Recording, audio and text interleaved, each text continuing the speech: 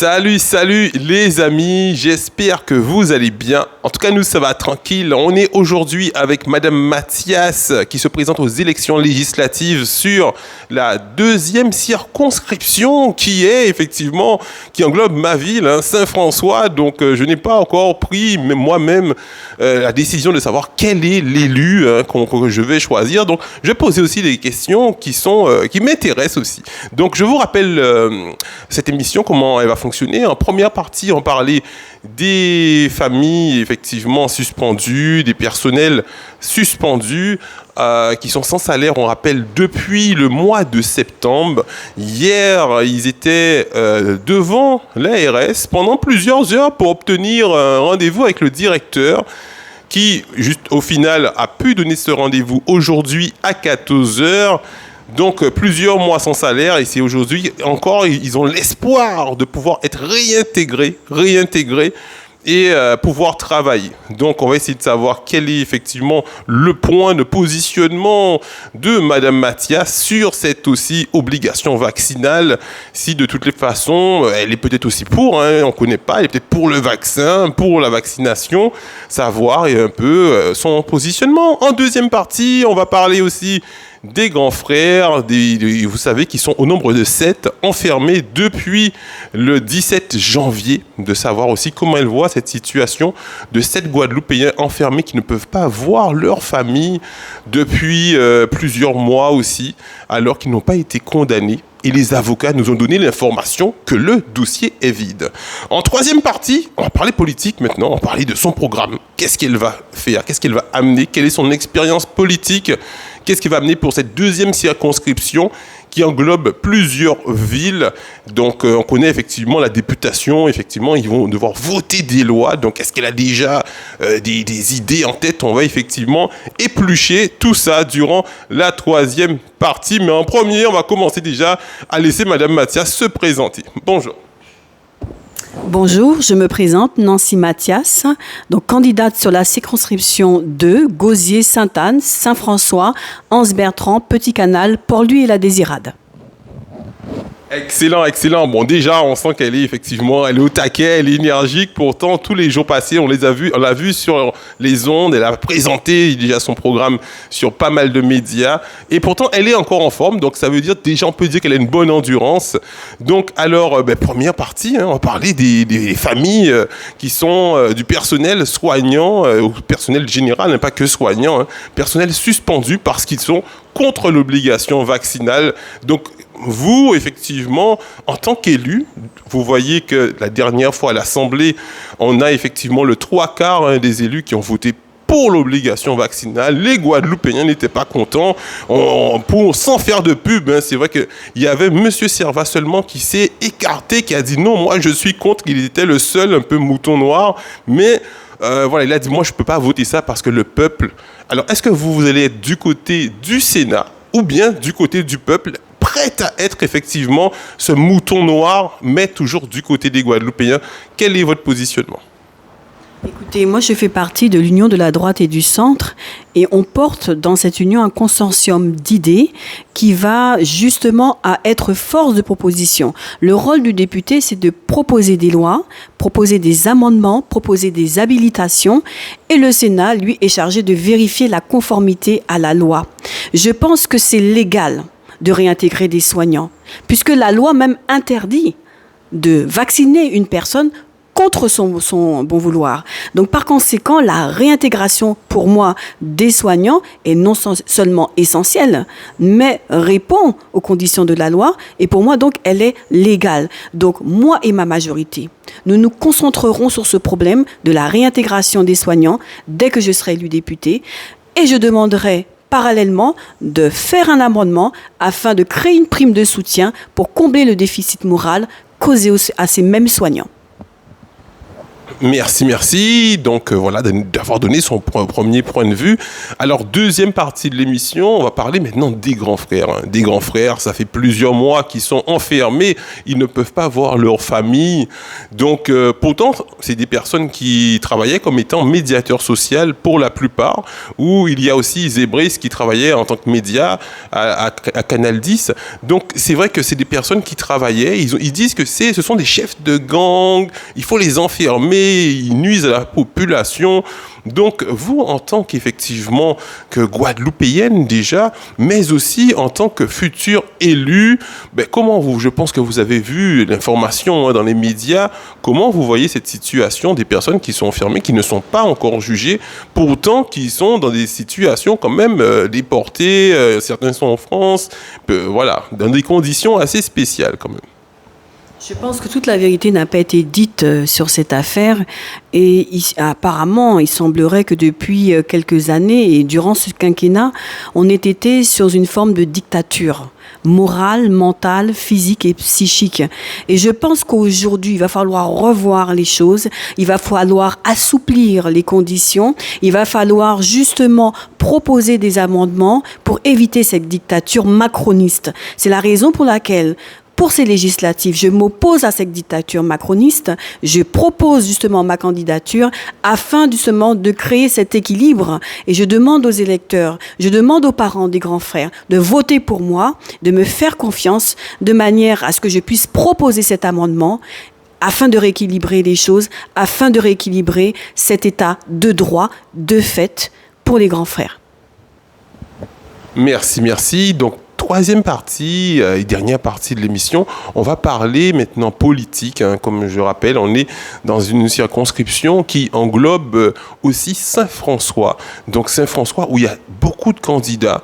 Et c'est bien de voir qu'il y a des nouveaux candidats qui sont arrivés, de vous mettre effectivement en lumière, de savoir comment faire pour prendre une bonne décision. Quel est votre... on ne peut pas dire programme. Programme, c'est surtout au niveau municipal. Mais quels sont vos plans effectivement de proposition de loi, ce que vous pensez faire pour améliorer effectivement cette circonscription. Donc, je vous laisse la parole. Merci. Déjà, premièrement, nous allons travailler en commission, puisque le rôle du député, c'est déjà de travailler en commission, de débattre des idées et des projets communs. Élu député, moi, je propose de créer une agence immobilière d'État pour contourner la dérive et les spéculations immobilières de notaires. Je proposerai aussi de développer l'économie locale et circulaire en créant des centrales d'achat et de distribution qui permettront à la Guadeloupe de devenir autonome au niveau alimentaire en proposant un amendement propulsant une fréquence plus élevée du transport aérien, terrestre et maritime, des biens, des personnes et des services sur les 6 aérodromes Baïf, Saint-François, Terre de Haut, La Désirade, Marie-Galante et par extension Grand-Case-Saint-Martin. Et pour cela, nous avons besoin justement de vos soutiens nombreux pour faire évoluer l'économie guadeloupéenne. Très bien, très bien. Alors, donc, vous avez vu, effectivement, on est dans une circonscription qui a subi quand même beaucoup de problèmes d'eau parce qu'on est, comme on dit, en fin de réseau. Donc, est-ce que vous avez effectivement des propositions pour l'eau? Parce qu'on sait que Gosier, Saint-François, jusqu'à la Désirade, effectivement, donc là, on est en fin de réseau, il y a du mal. Donc, quelles sont vos propositions pour l'eau? Depuis de nombreuses années, on a eu des situations de monopole qui ont entraîné des dérives et aussi des manquements. Donc, dès que je serai élu député, je demanderai justement à vérifier ces dossiers, ces dérives, afin de pouvoir combler et améliorer la qualité et le réseau de l'eau. Ça, c'est la première chose. La deuxième chose, je vais lutter contre les monopoles. En favorisant l'accès au marché à d'autres opérateurs télécoms, comme Free par exemple, mais aussi à d'autres marchés qui pourront concurrencer les marchés internes. Ça permettra de relancer le pouvoir d'achat, mais ça permettra aussi d'installer la confiance des Guadeloupéens. Donc effectivement, donc on rappelle effectivement qu'il y a aussi le SMO, le SMO qui est le nouveau syndicat mixte de l'eau qui est arrivé. Alors, est-ce que vous pensez que c'est un outil qui fonctionne bien ou qu'il est mal utilisé? C'est un bon outil mais qui est mal utilisé. Je pense que c'est un outil qui demande à faire ses preuves. On n'a pas encore tous les résultats ni toutes les résultantes de cet outil pour aujourd'hui établir un bilan. Donc c'est la raison pour laquelle que, dès que je serai élu député, je demanderai à ouvrir tous ces dossiers de manière à avoir une grande visibilité sur l'état actuel du réseau d'eau et de l'évolution justement de ce réseau. Dans les écoles, on voit que maintenant, il y a quelques mois, on était à Saint-François pour voir que les professeurs se plaignent, les enseignants se plaignent, les parents d'élèves se plaignent, montée de la violence. Donc, un peu partout, il y a toujours effectivement une montée de la violence parce que, effectivement, les jeunes disent de toutes les façons, on n'a pas de travail, les élus ne font rien pour nous.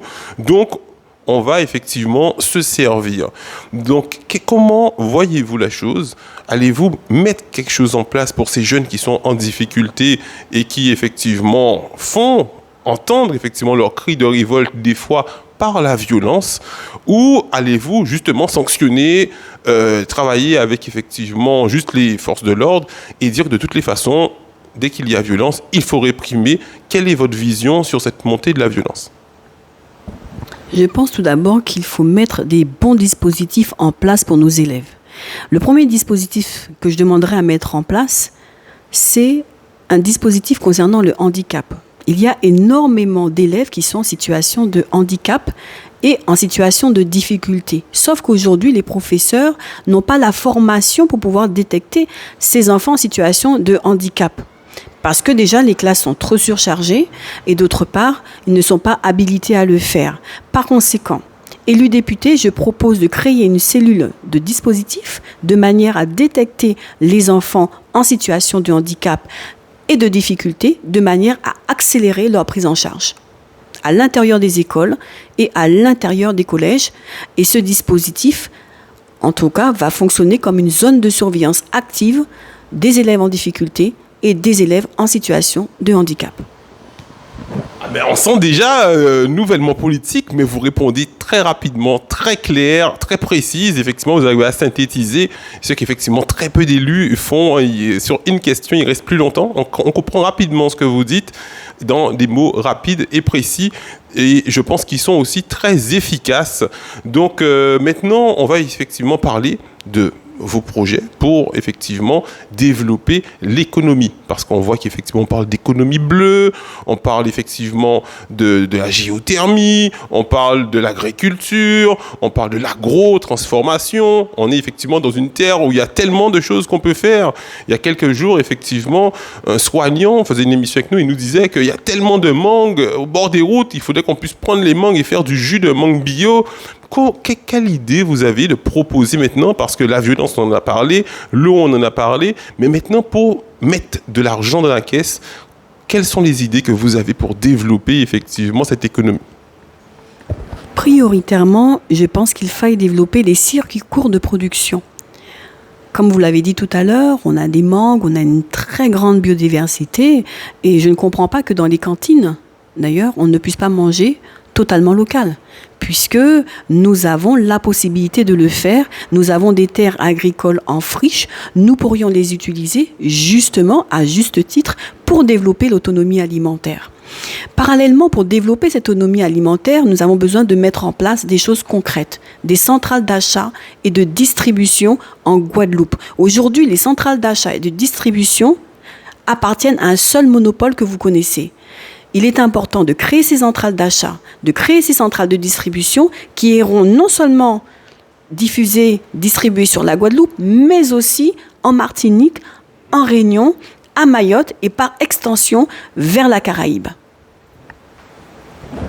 Très bien, très bien. Ben pour l'instant, vous m'avez convaincu. Je ne sais pas pour les internautes, mais pour l'instant, de tout ce que j'ai vu sur les réseaux sociaux des autres candidats et de ceux qu'on a reçus, pour cette circonscription, je pense que pour l'instant, vous êtes mon meilleur choix.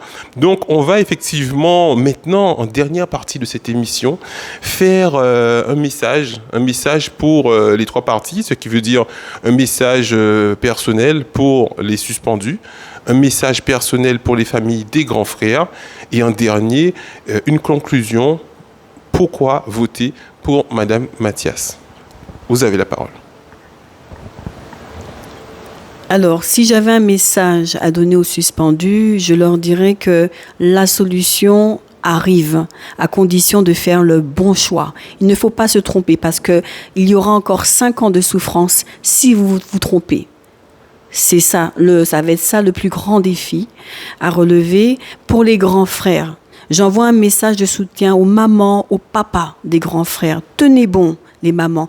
Tenez bon, les papas. Le combat n'est pas terminé. Je vous accompagnerai dans ce combat en tant que maman parce que je sais ce qu'est la souffrance d'une maman lorsqu'on a mis un enfant au monde de ne pas le voir. Par conséquent, vous pouvez compter sur moi. Lorsque je serai élue députée, je mettrai en œuvre tout ce que j'ai dit. Je suis une femme de parole, de proximité, d'action, de principes et de valeurs. Vous pouvez compter sur moi. Votez pour moi le 10 juin. Le 10 juin, nous sommes un vendredi. N'oubliez pas de vous lever et de voter pour moi afin de mettre en action tout le programme que je vous ai présenté. Merci. Donc, moi, en tout cas, mon choix, pour l'instant, il est fait. Il est fait pour l'instant. Bon courage à vous, Madame Mathias. On espère effectivement que la population pourra effectivement visionner, comprendre ce que vous avez à dire. Vous avez parlé sur plusieurs médias, donc ils pourront aussi aller voir ce que vous avez effectivement déjà développé. Est-ce que vous pouvez nous donner aussi les prochains rendez-vous de meeting? Alors, nous aurons un meeting dimanche soir donc à Margaillard. À mercredi, nous aurons un meeting aussi à la boutique de Pliane. Je vous invite nombreux à venir nous soutenir. Sachez que nous communiquons aussi par Internet. Vous pouvez nous joindre ou m'envoyer un message au 06 90 30 96 56 ou à classe.net@hotmail.fr. Je suis à votre écoute. Je serai le député de l'écoute. Je serai le député qui vous soutiendra dans vos problèmes.